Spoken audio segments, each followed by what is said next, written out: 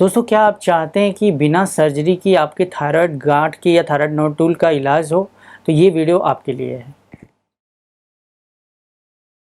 नमस्कार, मैं doctor Saurabh Kumar Rai, consultant vascular एवं intervention radiology, heritage hospital Lanka. दोस्तों, आज हम बात करेंगे थायराइड की जो गांठ होती है या घेंगा होता है उसके नॉन सर्जिकल ट्रीटमेंट के बारे में, मतलब बिना सर्जरी या बिना चीरे के उसका ट्रीटमेंट। तो क्या ये चीज़ें संभव हैं? जी हाँ, बिल्कुल संभव है। हम किसी भी थायराइड की गांठ को, खासतौर से जो नॉन कैंसरस गांठ होती हैं, उसको हम बिना किसी चीरे के, बिना किसी सर्जरी के एक सुई के माध्यम से पूरी तरह जला के ख़त्म कर सकते हैं। तो चलिए इसके बारे में आगे बात करते हैं, ये कैसे किया जाता है। तो ज़्यादातर जो थायराइड की गांठ होती हैं या जो घेंगा होता है, 80 से 85% वो बिनाइन होता है, मतलब वो नॉन कैंसरस होता है। इसलिए उसका ट्रीटमेंट हम लोग नीडल के माध्यम से कर सकते हैं। जो 10 और 15% रह जाते हैं उनके लिए सर्जरी ही मैंडेटरी ट्रीटमेंट है। इसके हमें जब किसी पेशेंट को थायराइड की गांठ दिखे या थायराइड बड़ा लगे या गले में बीच में एक स्वेलिंग दिखे, तो उसको थायराइड की प्रॉब्लम हो सकती है या उसमें गांठ हो सकती है।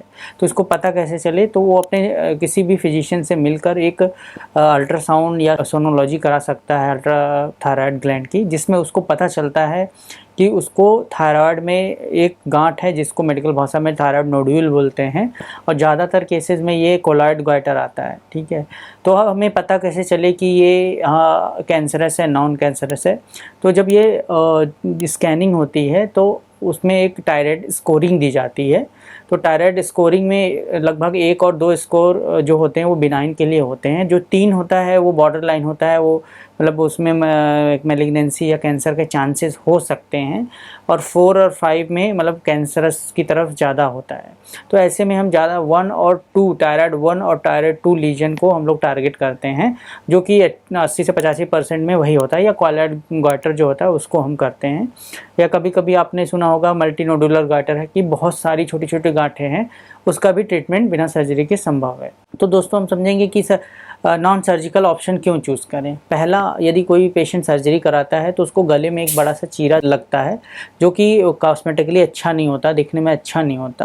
प्लस जब कोई भी पेशेंट सर्जरी कराता है इस तरह की, तो एक तो नेक की सर्जरीज जो होती हैं इस तरह की, उसके लिए पेशेंट को जनरल एनेस्थीसिया, मतलब पूरा बेहोश करके, मुंह में पाइप डाल के बेहोश करके किया जाता है।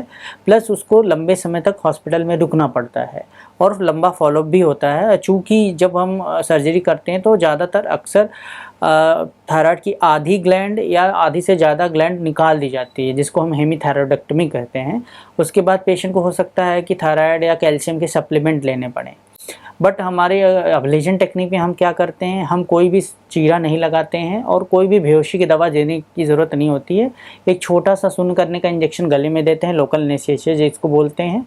उसके बाद अल्ट्रासाउंड के माध्यम से हम पूरी तरह जब स्कैन कर लेते हैं, तो उससे एक छोटी सी सुई, जैसे FNAC की सुई होती है, उससे थोड़ी सी मोटी सी सुई उस गांठ के अंदर ले जाते हैं देखते हुए अल्ट्रासाउंड में, और माइक्रोवेव टेक्निक से या RFA टेक्निक से हम पूरी तरह उसको जला के ख़त्म कर देते हैं। और इस पूरे प्रोसेस में हार्डली 10 से 15 मिनट लगता है, और पेशेंट को मुश्किल से 4 से 5 घंटे तक रहना पड़ता है हॉस्पिटल में, और कोई अस्कार नहीं, कोई चीरा नहीं। और इसमें जैसे कि सर्जरी में कभी कभी ब्लीडिंग के रिस्क होते हैं, या एक आवाज़ में चेंज की रिस्क होते हैं, क्योंकि सारी नसें यहीं से जाती हैं वोकल कॉर्ड की।